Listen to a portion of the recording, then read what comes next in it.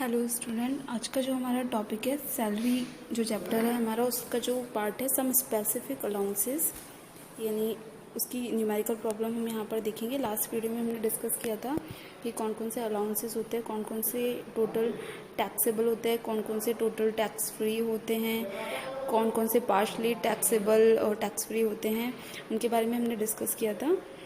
तो अब हम यहाँ पर देखते हैं, हमारा एग्जाम्पल है on the basis of following information compute the gross income from salary of mister Piyush for the assessment year 2020-21।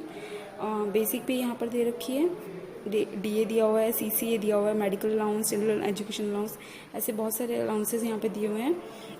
यहाँ पे हिंदी में क्वेश्चन है, मूल वेतन दिया हुआ है, महंगाई भत्ता, नगर क्षतिपूरक भत्ता।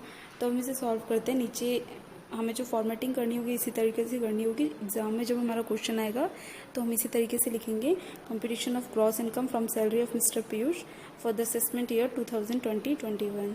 तो अब हम यहाँ देखते हैं बेसिक पे। फर्स्ट हम देखते हैं बेसिक पे। बेसिक पे कितनी है? मूल वेतन यहाँ है 10,000 रुपये प्रति माह, यानी जो हमें एनुअली जो निकालना है 2020 से 21 असेसमेंट ईयर के लिए।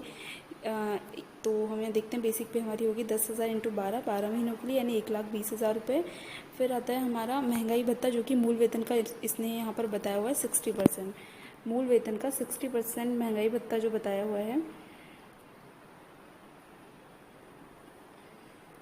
मूल वेतन का 60% महंगाई भत्ता है। तो मूल वेतन हमारा 1,20,000 रुपये हुआ।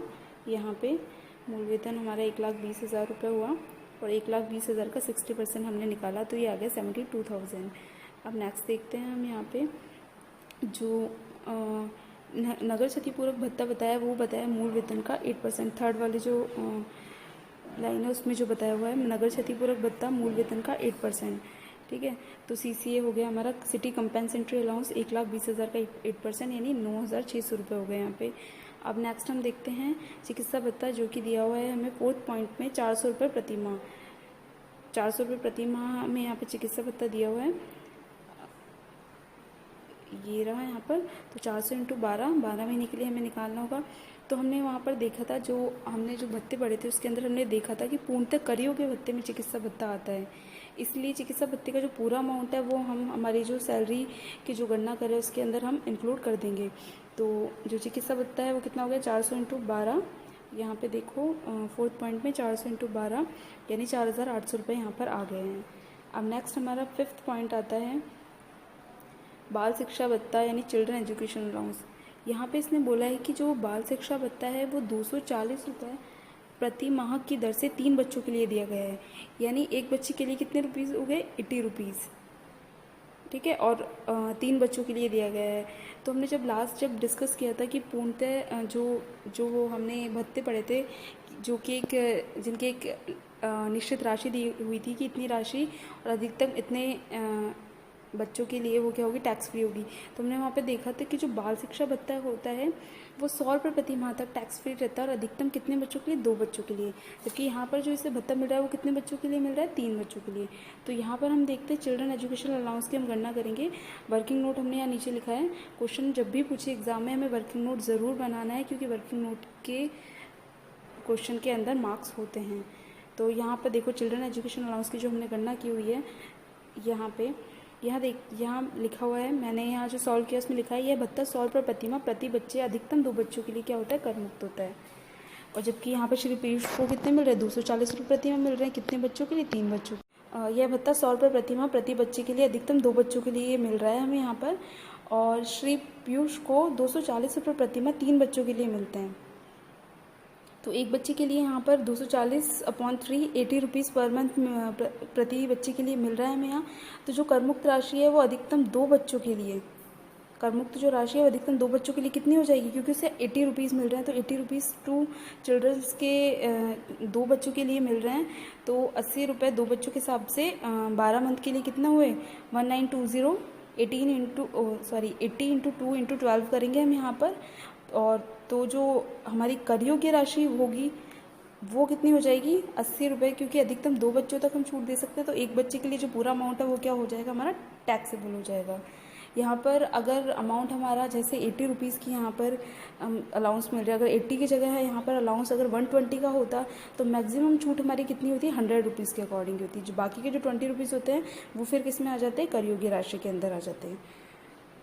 नेक्स्ट हम देखते हैं, इसलिए इसके अंदर हम देखते हैं चिल्ड्रन एजुकेशन अलाउंस में टोटल उसको अमाउंट मिला कितना था 240 इंटू जो 3 इंटू 12 करके जो अमाउंट हुआ हमारा 2880 हुआ। और 2 बच्चों के लिए जो छूट का जो करमुक्त जो राशि आई थी हमारी वो कितनी आई थी 1920। तो बाकी का जो बचा हुआ हमारा जो अमाउंट है यानी कि 960 रुपये, ये क्या हो जाएगा हमारा टैक्सेबल हो जाएगा। अब नेक्स्ट हम देखते हैं 6, 2 बच्चों के हॉस्टल व्यय की पूर्ति हेतु भत्ता 700 रुपये प्रतिमाह प्रति बच्चे के लिए। 2 बच्चों के हॉस्टल व्यय की पूर्ति हेतु 700 रुपये प्रतिमाह प्रति बच्चे के लिए मिल रहे हैं। और हमने वहाँ क्वेश्चन में जब देखा, हमने जब डिस्कस किए थे अलाउंसेस, तो हमने देखा था कि जो हॉस्टल व्यय की पूर्ति के लिए कितने रुपए मिलते हैं, एक बच्चे के लिए 300 रुपये मिलते हैं और अधिकतम 2 बच्चों के लिए। तो अब यहाँ पर हम हॉस्टल व्यय की जो हम गणना करेंगे वही वर्किंग नोट में यहाँ पर शो किया हुआ है कि taxable amount of hostel allowance कितना मिल रहा है उसे। यहाँ पर देखते हैं क्वेश्चन के अंदर कितना मिल रहा है उसे, 700 रुपये प्रतिमाह, 700 रुपये प्रतिमाह मिल रहा है प्रति बच्चे के लिए, यानी और मैक्सिमम 2 बच्चों के लिए दे रहा है। तो अब यहाँ नीचे देखते हैं हम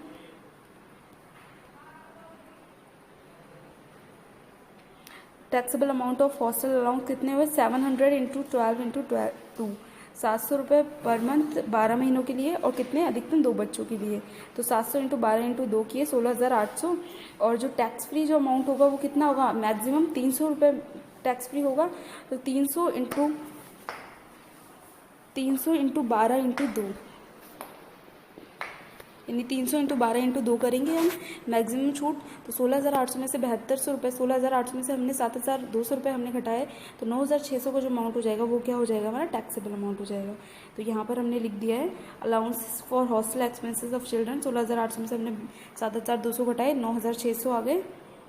ठीक है, अब हम नेक्स्ट देखते हैं 7th, मध्य प्रदेश में जनजातीय क्षेत्र भत्ता 600 रुपये प्रतिमाह।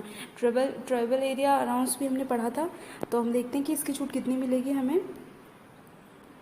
ट्राइबल एरिया अलाउंस जो है वो यहाँ पे लिखा है मैंने, जो मिल रहा है उसे वो कितना मिल रहा है, 600 रुपये मिल रहा है 12 महीनों के लिए। 12 मंथ्स के लिए 600 रुपीज़ मिल रहे हैं, यानी 7,200 रुपीज़ हो गया टोटल अमाउंट जो उसे मिल रहा है। और मैक्सिमम छूट कितनी है, 200 रुपये प्रति माह तक की छूट है। तो 200 इंटू 12 करेंगे हम 12 महीनों के लिए, तो यह है 2,400। 7,200 में से जब हम 2,400 घटा देंगे तो यहाँ पर बचेगा 4,800 का अमाउंट, जो कि क्या होगा हमारा टैक्सेबल होगा। तो जो 4,800 का अमाउंट है वो हम यहाँ शो कर देते हैं। नेक्स्ट है हमारा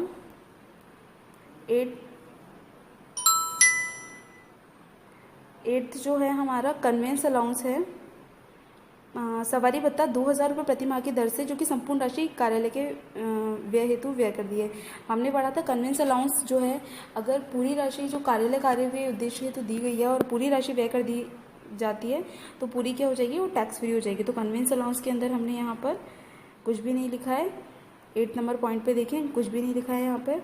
नेक्स्ट हम देखते हैं 9th में यात्री भत्ता 48,000, जिसमें से 32,000 व्यय किए हैं। वही ट्रैवलिंग अलाउंस मिल रहा है उसे 48,000, लेकिन उसने एक्सपेंड कितने किया है, 32,000 ही किए हैं। तो बाकी का जो अमाउंट होगा 48,000 में से हम लेस करके 32,000 जो अमाउंट बचेगा हमारा यहाँ पर 16,000 जो अमाउंट बचा है वो क्या हो जाएगा, टैक्सेबल हो जाएगा। नेक्स्ट हम देखते हैं डेली अलाउंस। डेली अलाउंस यहाँ दिया हुआ है, दैनिक भत्ता 12,000 रुपये, ये भी संपूर्ण राशि क्या है, कार्यालय के लिए व्यय कर दी गई है, तो ये भी संपूर्ण राशि क्या हो जाएगी, कर मुक्त हो जाएगी। तो डेली अलाउंस के अंदर भी कुछ नहीं आएगा। यहाँ पर हम जब पूरी अमाउंट्स का टोटल करेंगे तो यहाँ हमारा जो टोटल आएगा वो आएगा 2,37,760। तो ग्रॉस इनकम फ्रॉम सैलरी है पीयूष की, वो यहाँ पर आ गई 2,37,760 रुपये।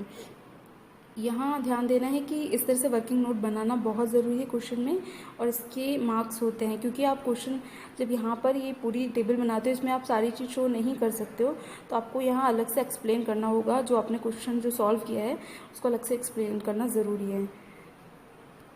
इसे नेक्स्ट टॉपिक हम आगे वाले वीडियो में डिस्कस करेंगे। Thank you.